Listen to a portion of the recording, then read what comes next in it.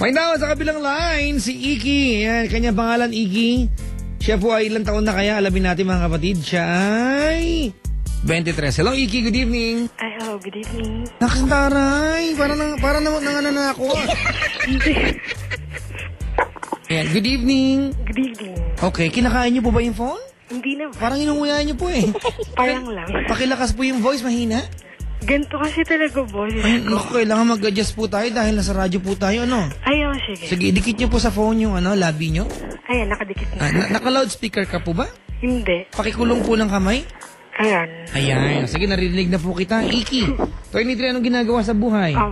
Tambay. Tambay, maganda yan. Kaya pala ganyan ka. Tambay ka Hindi pala. no, kasi graduate na ako, kaya hindi pa ako naghanap ng work. Ano po? Hindi pa ako naghanap ng work. Graduate ka na. Ano po tinapos? Marketing. So ba't di mo malengke? Araw-araw nga. Araw-araw. May asawa na ba? Wala. Wala. May boyfriend? Wala rin. Bakit tumawag ka sa akin? Hindi. Hindi ko kasi siya matatawag na boyfriend. Anong ginagawa nyo? Kabit. Kabit ka. Yeah. Sige. Kwento mo sa akin. Nakakaya. Hindi, kasi right now, pregnant ako. Buntis ka? Yeah. Buntis ka nung kinakabitan mo? Yeah. Aray. Ayun, 4 months. Teka lang. Pag sinabing kabit ka, yung lalaki may asawa? Yeah. Ganun. Meron. Ano katagal na yung asawa, yung kanyang pagtitinginan nyo? Magwa 1 year pa lang. Nagpaalam kayo sa asawa niya? Hindi nga eh. Hindi ka nagpaalam. May asawa yung tao, hindi ka nagpaalam. Ha? Nakalimutan ko. Nakalimutan. Oo. May asawa, dapat nagpaalam kayo sa asawa. Kung pinayagan kayo, sana ginawa nyo. Kaya nga, kasi nakalimutan ko. Baka pinayagan eh. Go lang kayo ng go. Ano ba yan? Sige, ganito gawin natin. Ano ba gusto mong tanong sa akin? Hindi kasi, ano ba yun? Ewan ko. Hindi, happy naman ako kasi magkakaroon ako ng baby. Yan yung good side di ba? Yeah. Yan yung good side ng kalandian mo. Ito yung tanggap ko na. Ito yung kinalabasan. Syempre. May pinasok ka. Di talaga may lalabas dyan. Yan talaga. Tuloy. Ayun, and then, okay na sa parents ko. Pero hindi siya kilala kasi ng family ko.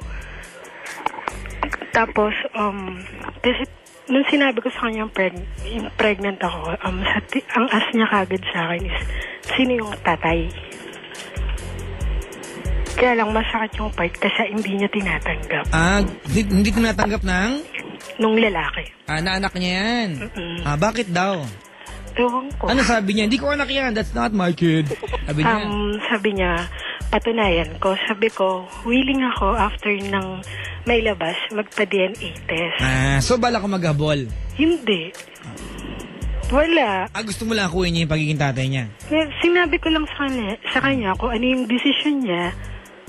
Yun. Kung pag-usapan natin, gaano katagal na sila mag-asawa ng asawa ng lalaki? 3 years. 3 years. May anak na sila? Yeah. Hayop no? Ibig sabihin, 2 years pala sila mag-asawa noon. Dumating ka na sa buhay nila. Siguro. At ano nakain mo? Bakit pinahaba mo ng 1 year? Bagong relasyon lang, tapos eto ka na ba? Ano nakain mo? Hindi kasi iba yung sitwasyon niya. Kasi nakilala ko siya, wala siya sa labas. Anong wala sa labas? Ano ba to? Masyado kasing, kumbaga nakakulong. Paano nakakulong? Nasa jail siya right now. Ganon? Okay, nasa jail siya. Nung naging kayo ba, nasa jail din siya? Yeah, tinanggap ko. Okay, so, sorry sa tanong, paano kayo nagkikembila? Pumunta ka ron? Yeah. Taray. Hindi pa lahat lang ang preso, mga kaibigan? Hindi. Oo. Kasi, mga kaibigan, wala na masama eh. So, mga kaibigan, lilinawin ko to Nakakulong ka, walang masama, mag-love life ka, walang masama eh. Kung wala kang commitment, di ba? Ba't nga ba siya nakulong? Masyadong yung case niya. Basta no bail siya. Murder, gano'n? Ha? Hindi. Ano po? Napagbintangan na siya, rape. Pagbintangan siya ng rape? Oo. Ayun. Okay. Tapos yun, nakilala ko siya, nandun na siya. Kaya lang, hindi ko pa siya alam na may asawa. Nung naging kami, doon ko lang nalaman na may asawa at anak siya. Ayan. Yun, kaso kasi sobrang mahal ko na siya. Alam mo ganito mga kaibigan, napapunit yung puso ko ngayon ha. Alam niyo kung bakit? Kasi iniisip ko pag ako nakakulong, halimbawa ako yung nasa kulungan, justifiable ba na gawin ko ang lahat ng bagay para sumuya ako? Kasi masyado ako malungkot eh. Pero hindi pa rin tama eh. Diba? Isipin mo ha, Iki. Isipin mo mabuti. Isipin mo mabuti na yung idea na lang na nawala siya sa kanyang asawa at mga anak o anak dahil nakulong siya. Masakit na sa asawa niya yun, di ba? Yeah. Oo. Pero yung magsabay pa siya ng ibang babae, nawala na nga siya doon, mas masakit yun, tama? Opo. Yung tao nakakulong, nagkasala. Hindi ko alam, hindi pa ako hukuman. Wala akong pakialam doon. Hindi ko alam yun, di ba? Ang alam natin, nakakulong siya, tama? Oo. May pagkakamali. Tama? Imbis na isang kagaya mo, magturo sa kanya magbagong buhay siya, ikaw pa yung dahilan para lalo yung gumawa ng kasalanan niya tao. Di ba? Ikaw nag-iisip ka ba, te? Yeah. Ang tanga-tangahan tayo dito. Hindi kasi nung una, magkibigan kami. Tapos hanggang siguro nag-develop ako sa kanya. Anong gusto mong tanongin sa akin, Iki? Ano lang, kasi wala akong mapagsabihan. Anong gusto mong tanong sa akin? Gulong-gulo na isip ko Tanong mo ako, baka sakali may sagot ako sa'yo. Kasi ilang beses na ako nag-attempt na naiyak talaga ako. Na? Nasabihin sa kanya na, hindi ko naman kasi pinagpipilitan na siya yung... Eh, ano lang gusto mong mangyari? Papalaking ko yung baby ko nang andyan siya o wala man. Okay. Halimbawa, tanong lang to ha, kasi mangyayari to eh. Halimbawa, nanganak ka na, malaki na anak mo nagtanong, Mami, asan daddy ko? Ang sagot mo? Sasabihin ko yung totoo na yun yung tatay niya. Pero kung hahanapin man niya, decision niya yun. Hindi dalawin niyo na lang kasi no bail naman, di ba? Hindi kasi nilili, kumbaga nasa ano pa. Okay. Huwag natin pag-usapan kasi on trial ito. Bawal pag-usapan ito, di ba? Alright, ganun na gawin natin, ano? Miki, so far, you have a lot of consequences to face sa ginawa mong decision. May, on a positive note, nagkakaanak ka. Yan ang positibo rin. Pangalawa, napasaya mo yung tao nakakulong. Malungkot man. Although hindi tama, mga kaibigan. Maling-mali, di ba? Hindi naman dahil gusto mo mapasaya ang tao, ang hayaan mo siya magkaroon ng pagkakamali. Di ba? But anyway, yan dyan na yan. Natin magagawa. Buntis ka na. Ang alam ko lang, nabuntis ka na sa preso. Nakakulong ngayon.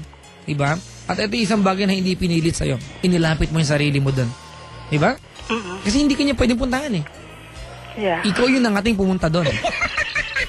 Well, wala natin magagawa dyan na yan, di ba? So, wala namang dapat ipayo sa'yo. Alam mo kung bakit? Kasi alam mo yung gagawin mo eh. Palakihin yung bata, di ba? Tanggapin niya o hindi, magiging nanay at tatay ka ng bata. Tama? Yun. Kung halimbawa nakahanta ba yung lalaki, anong gusto mo sabihin sa kanya?